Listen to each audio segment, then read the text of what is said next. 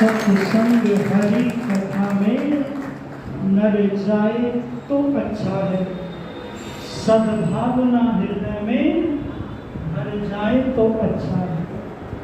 सत्संग से बहुत बड़ा लाभ व्यक्ति को होता है और धर्म प्रेमी बंधुओं, कुसंग भी व्यक्ति को बहुत बड़ा नुकसान करता है।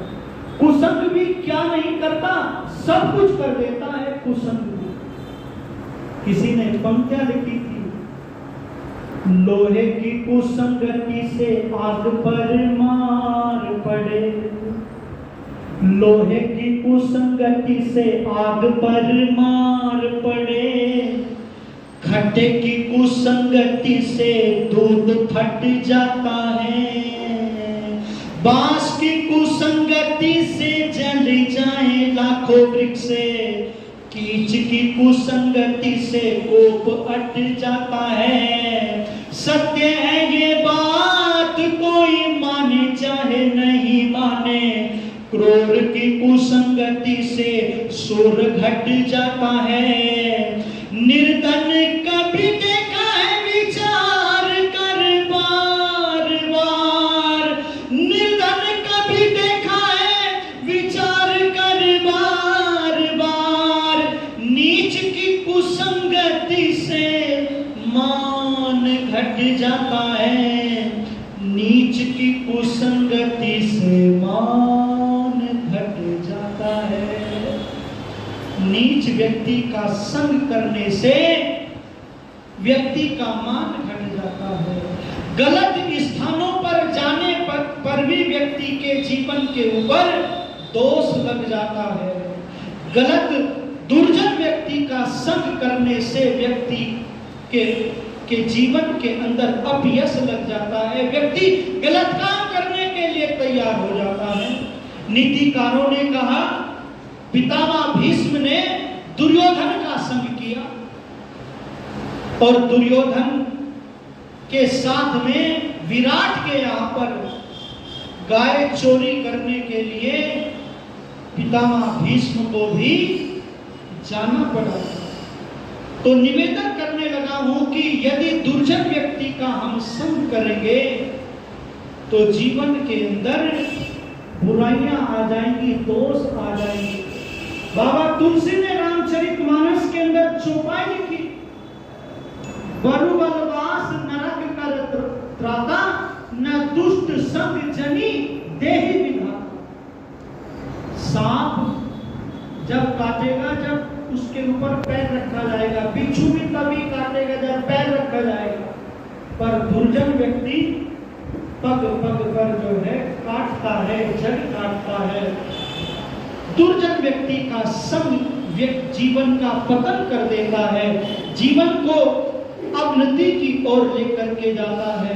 इसलिए वेद का मंत्र कहता है, स्वस्ति पंथा मनुचरेम सूर्या चंद्रमसा विवा, पुनर्दता घृता जानता संग में मही। जो ज्ञानी लोग, जो विद्वान लोग हैं, जो दानी लोग हैं, जो वीर लोग हैं, उन लोगों का हम संग करें, उनके साथ में हमारी मित्रता, उनके साथ हमारा उठना और बैठना होना चाहिए। करमवीर जी बहुत सुंदर सी चर्चा कर रहे थे, वीरों का संदेश दे रहे थे। ये धरती वीरों की है, शूरमाओं की धरती है।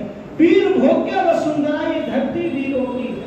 ये वो धरती है कि धड़ अलग से धड़ अलग हो गया और तलवार चलती रही। ये वो धरती है जहां पर राणा सांगा के शरीर पर अनगिनत घाव हो गए, पर शस्त्र चलता रहा, पर युद्ध लड़ता रहा।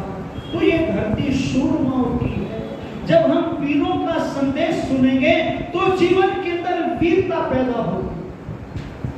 जब संतों का प्रवचन सुनेंगे तो भक्ति पैदा होगी।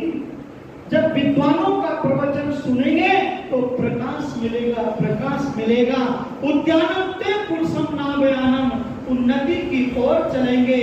स्वयं यजस्वा, स्वयं जुजस्वा, सत्संग में आने से ही तो मिलेगा, नहीं तो और स्थानों पर क्या मिलेगा? रामा रामा हरे हरे, लड्डू मारो पढ़े पढ़े। बोलो सच्चिदान। मतलब बहुत वहां का जो सत्संग है वो वेद के विरुद्ध है। वो जो सत्संग है वो समय की बर्बादी है, समय की बर्बादी है। इसलिए ऋषिवर देवदयानंद जी महाराज ने कहा था कि सत्संग तो वेद का है। ये वेद का सत्संग ही व्यक्ति को चहुं ओर की उन्नति प्राप्त कराता है। चहुं ओर का जो है आनंद सत्संग जो है व्यक्ति को देता है। इसलिए सत्संग में आना चाहिए, इसलिए सत्संग करना चाहिए, बार बार करना चाहिए। बिनु सत्संग विवेक न होई, ईश कृपा बिन सुलभ न सोई। बहुत सारे लोग सत्संग में आकर के कुमार्ग को छोड़ करके सन्मार्ग पर चल गए। ऋषिवर देवदयानंद जी महाराज ने हमें वेद से जोड़ा और ये वेद एक ऐसी वाणी है, ये वेद का सत्संग ऐसा सत्संग है जो मानव मात्र का कल्याण करता है, प्राणी मात्र का कल्याण करता है। उस ऋषिवर देवदयानंद जी महाराज ने हमें वेद के सत्संग से जोड़ा, अपने से नहीं जोड़ा उस ऋषि दयानंद जी महाराज ने। और यत्र तत्र वेद का संदेश लेकर के घूमता था। जहां पर भी जाते थे वेद की बात करते थे, जहां पर भी जाते थे परम पिता परमात्मा की बात करते थे। पर लोगों ने उस ऋषि को समझा नहीं, उसको जाना नहीं। कैसा था वो ऋषि जो वेद की चर्चा करता था। रामरस जी ने बहुत सुंदर पंक्तियां लिखी थी। लेके वेद का संदेशा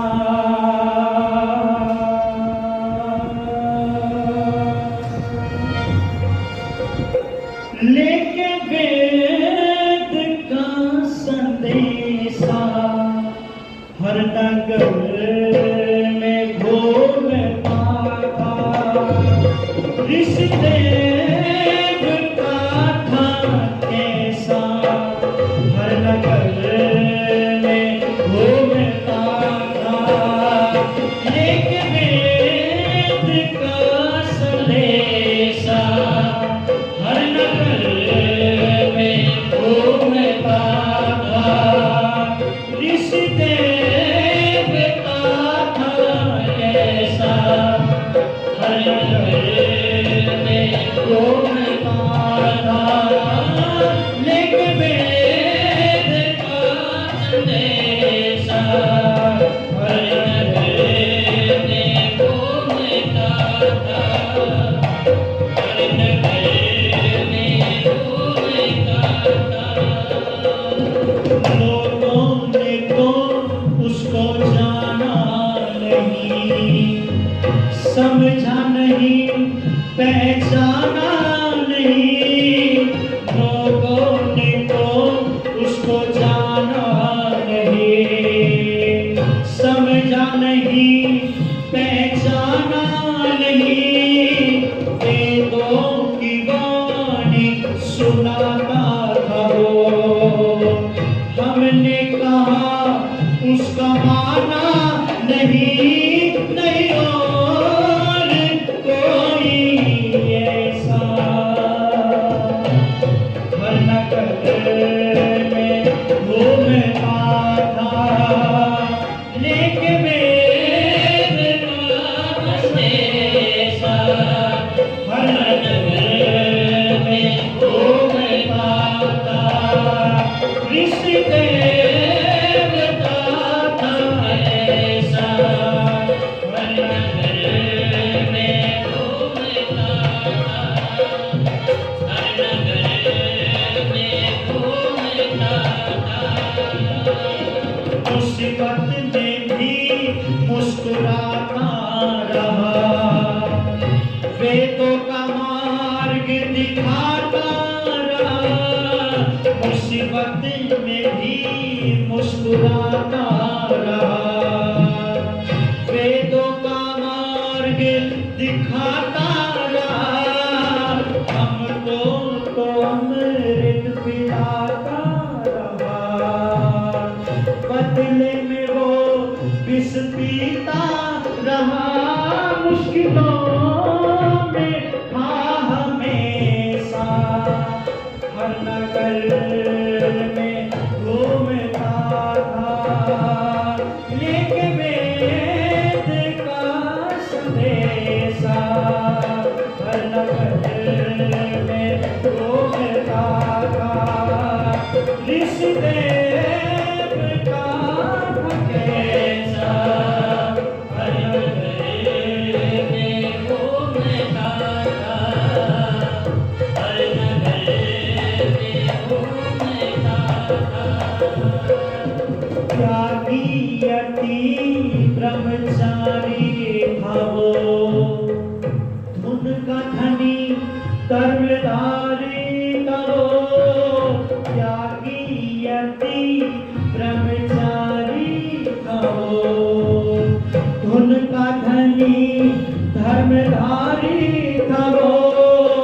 संग्रह नवस्तु का करता तभी, राम रख गए परोपकारी था वो।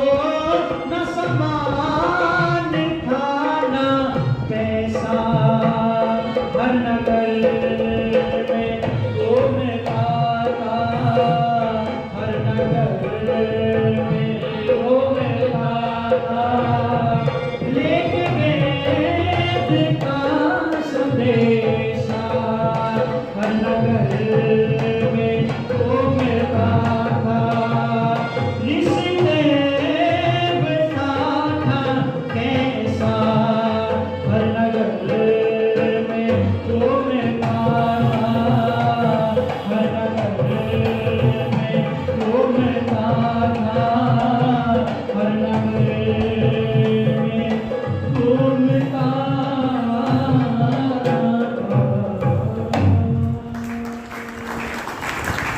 लेके वेद का संदेशा हर नगर में घूमता था।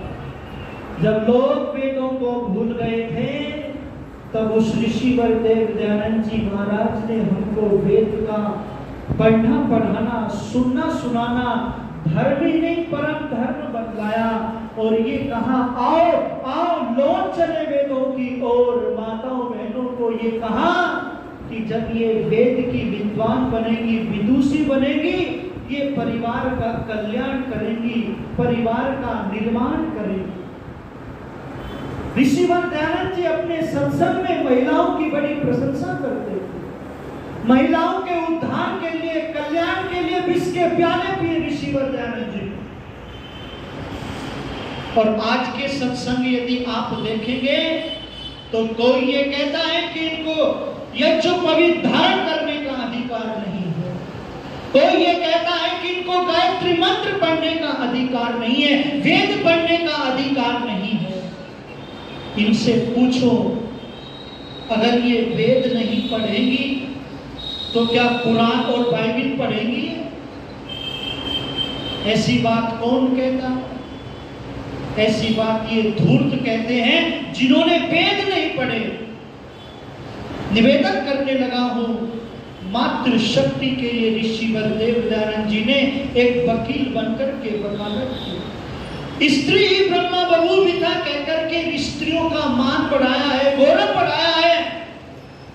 कहा कि ये जब वेद पढ़ेंगी, जब ये यज्ञोपवीत धारण करेंगी, जब यज्ञोपवीत की विशेषता को, विज्ञान को समझेंगी, तो ये बच्चों के संस्कार कराएंगे, ये बच्चों को संस्कारित करेंगी, बच्चों के संस्कार कराएंगी। तो मैं निवेदन करने लगा हूं, ये वेद का सत्संग है और वेद परम पिता परमात्मा की वाणी है। और कैसी वाणी है? जन जन की कल्याणी है ये वाणी। जो इसको सुनता है, जो इसको पढ़ता है, वो अपना चिकित्सक बन जाता है, उसके मनोरथ पूर्ण हो जाते हैं। जो वेद माता की शरण में चला जाता है, इस सुता मया वर्गा वेद माता प्रचोदयन्तम, पता नहीं क्या क्या अनमोल रत्न वेद माता हमारी माँ हमको देती है। इस माता का हम स्तुति करें, इस माता को अपने घर में स्थापित करें, हमारे घरों के अंदर वेद हो, हम वेद को पढ़ें। कपड़ों में हमने लिपटा करके रख लिए वेद, और उसके आगे माँ का हाथ जोड़ते हैं, नतमस्तक होते हैं और ये समझ लेते हैं ये इसकी पूजा है। गीता को हमने लाल कपड़ों में लपेट करके रख लिया, ये पूजा नहीं है। पूजा है उसको पढ़ो, बच्चों को पढ़ाओ और तद अनुसार आचरण करके देखो तो जीवन में उन्नति होगी, जीवन का कल्याण होगा। इसलिए वेद में जो है मानव के विज्ञान की बातें लिखी हुई है, वेद में मानव के आचार की बातें लिखी हुई है, वेद में पुण्य की बातें लिखी हुई हैं, वेद में समग्र कल्याण की बातें निहित हैं। इसलिए वेद परमपिता परमात्मा की वाणी है, इसको पढ़ना और पढ़ाना पड़ेगा, इसको सुनना और सुनाना पड़ेगा। इसलिए बस चंद पंक्ति कहकर के बस वाणी को विराम देता हूं।